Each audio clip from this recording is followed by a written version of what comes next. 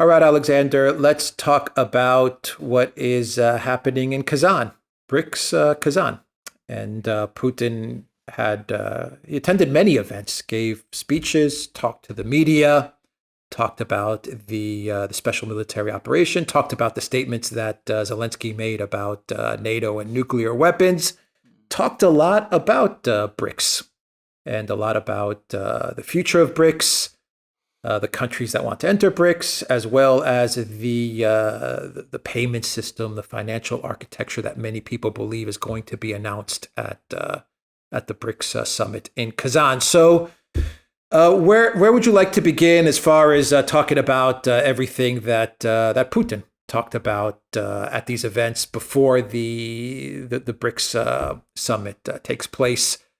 By the way, just as a side note, I believe Modi has confirmed that he will attend, but Lula, his office has stated that Lula will not be able to attend in person. He'll attend via video because he suffered a head injury last weekend. He can't, from what I understand, his doctor said he can't travel. That's what they're saying with regards to Lula. So anyway, I just wanted to throw that out there.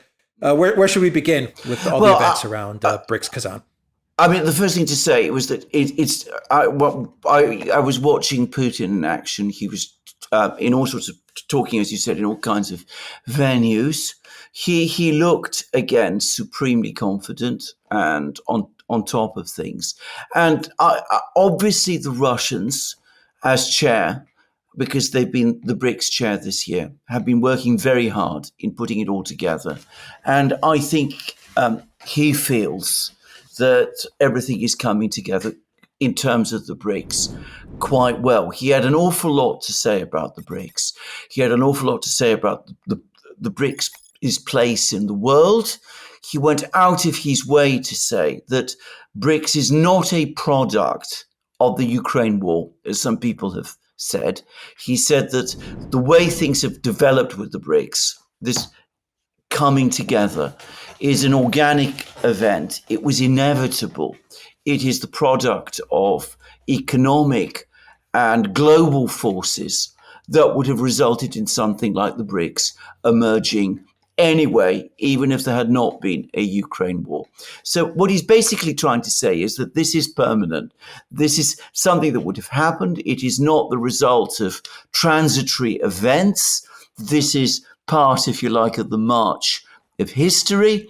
And we are there, and we're going to have this organization, which is going to bring together all of these diverse economies, and it is going to be a permanent thing.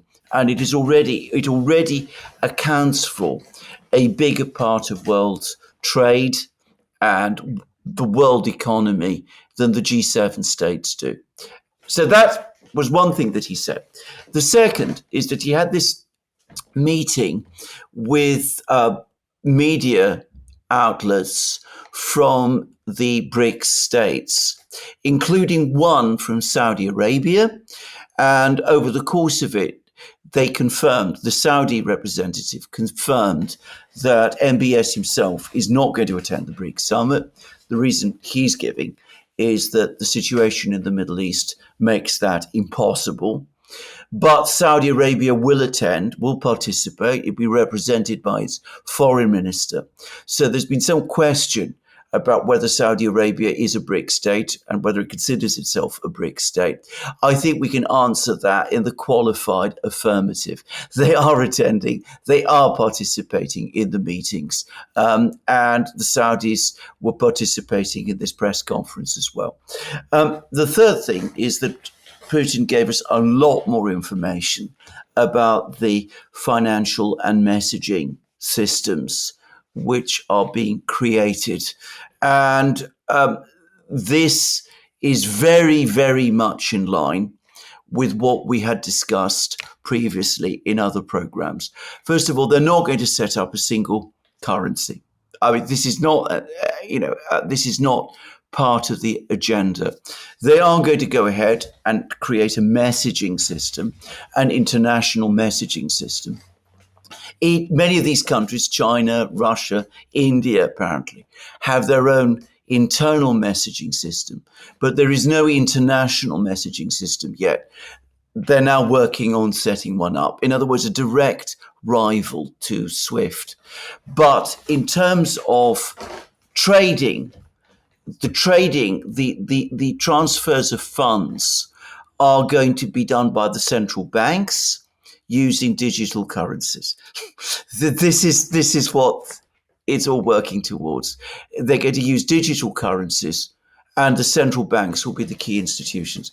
So what will happen is that if you are a company in India and you want to trade with Russia, you have an account with your central bank. The central bank, you pay the central bank. The central bank then transfers digitally money to Russia in return for whatever it is that you're selling to the Russians, and that is basically how it's all going to work. So the central banks, the BRICS central banks, are going to play an absolutely key role in the whole system. And at the core of the system, there is going to be the new BRICS bank, the new economic bank, which has already been set up. It's been in existence for some time. It's going to be, from what I can tell, significantly enlarged, and it may play a role also in transferring these funds, and also in acting to help any particular country sort out its liquidity problems. So he's given us a sketchy but nonetheless very interesting idea of what the new financial and messaging systems are going to be. And clearly that is the priority. For the moment, they're not going to expand BRICS further at this summit. There's 10 BRICS member states. They don't want more at the moment because they need to get all of these systems up and running first. But he did speak about the fact that there are now dozens of countries applying to join BRICS. And BRICS expansion is absolutely on the agenda, only not just yet. Yeah, I imagine that that the central bank will be working with the local banks in each of the BRICS countries, and over time, the local banks will also integrate into this system as well. That is exactly right. That's exactly correct. Okay. Yeah. Okay. A quick question before I get to another question. Do you think that if SWIFT did not go along with these sanctions, that it would have been SWIFT that would have been the messaging system in BRICS? That they would have just defaulted and said, let's just use SWIFT? I absolutely. I don't think the question of setting up an alternative to SWIFT would have arisen, because SWIFT was working perfectly well. There was no reason about this. Putin spoke about this. He spoke about the dollar specifically. He said, we never set out to replace the dollar as our our means of financial exchange. We weren't, any of us, looking to opt out of the dollar. It's that the Americans started to use the dollar against us.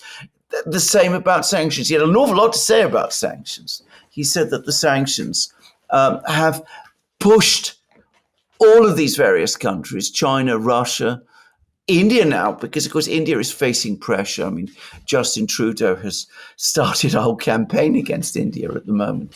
All of these countries facing this relentless pressure, and it's obliged them to start creating all of these systems and to do so at speed. And absolutely, they would have stuck with SWIFT. Why not? Unbelievable. Talk about what Putin said with regards to Zelensky's statements in Brussels last week. The nukes or NATO, pretty much. That was Zelensky's demand. And then also talk about what he said with questions regarding the conflict in Ukraine, the special military operation, when he believes that the conflict is going to end, and he got a lot of questions on the SMO as well. So just talk about Putin's comments on these two issues. Yes, and it was very interesting because, of course, what he said about the nuclear things was exactly what we predicted he would say. First of all, he said that this isn't the first time that the Ukrainians have floated the ideas of having nuclear weapons. They were doing that before the SMO began. The SMO was launched in part because the Ukrainians were talking about nuclear weapons. He actually said that. Now, you can find that in his press conference. It's exactly what we said he would do.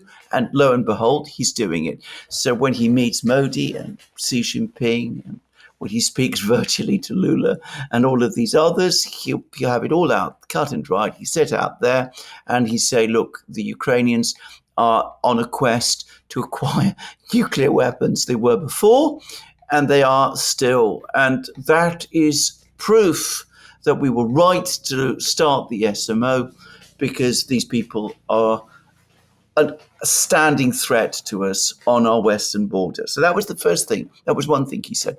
The other thing he said was that Zelensky's words were a provocation. Russia would never allow Ukraine to acquire nuclear weapons. Russia can keep a track on what the Ukrainians are doing in acquiring a nuclear weapons capability. And if the Ukrainians tried to get nuclear weapons from third parties, the Russians would see that as well. He said, you can't conceal that. It's like trying to hide a cat in a bag.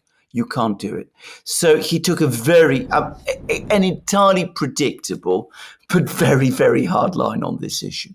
Now, on all of the other things, he again discussed potential negotiations with the Ukrainians. He said that Istanbul must be the starting point, but now the question of the four regions is no longer up for discussion. These are Russian territory, and there is no debate any longer about them.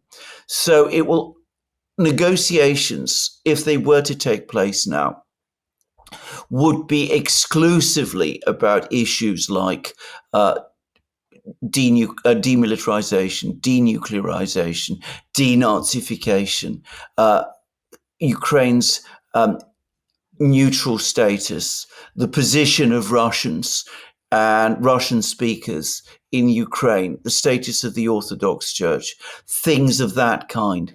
In other words, the only topic that would be discussed, the only topics that would be discussed now, would be about Ukraine's internal structures. So that is a major departure, because up to now, and when they previously met in Istanbul, the Russians did understand that the status of the four regions was in conflict. I mean, now they no longer say that any longer. They say that conflict no longer exists. It's over. A decision has been made. This thing is done.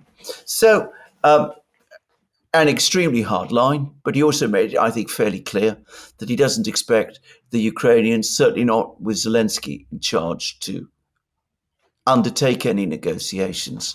And that besides, it's absurd to think that the Ukrainians are going to negotiate when they still have a decree in place which forbids them doing so.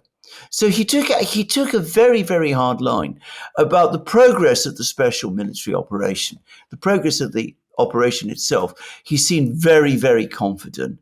And he also spoke about how it was a war of mathematicians, rather curious expression, that what happens is that each side is constantly upgrading its software in order to counter the weapons of the other side.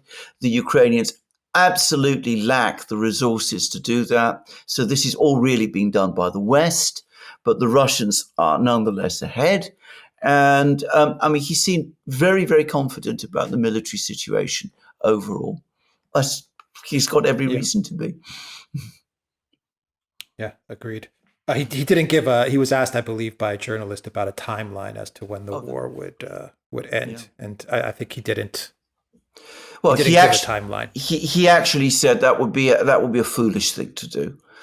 He said, which I think that is absolutely sensible. I mean, he said, we can't set dates on things like that, and he's obviously right.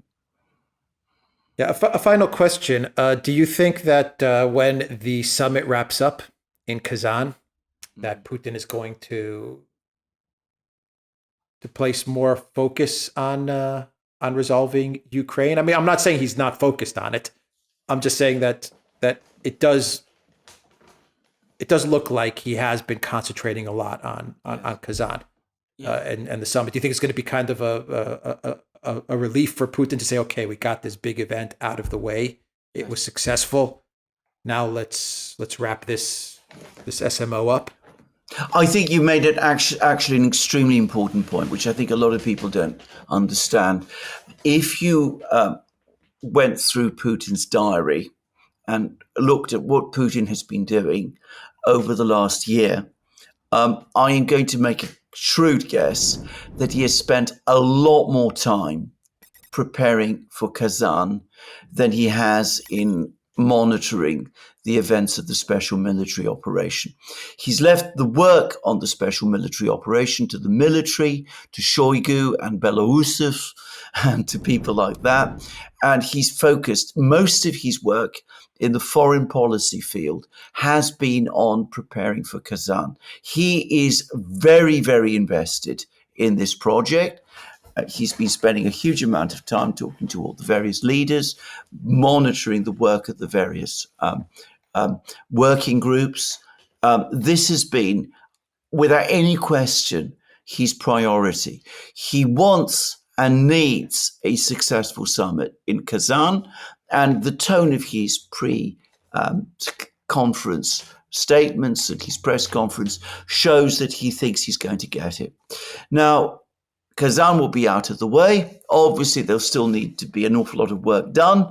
I believe it's the South Africans who now take over, but the Russians will still want to keep a track on what is happening. So he's not going to simply stop thinking about the BRICS.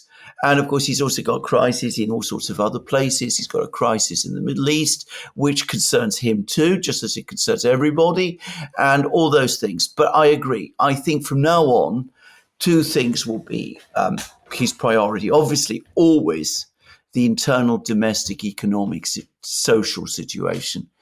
That is always the single biggest item on Putin's agenda. But from now on, I think he will start to focus more, as you correctly say, on the special military operation. And though he is not giving a date or a timetable for it, I think he definitely wants it over this coming year in 2025. Yeah.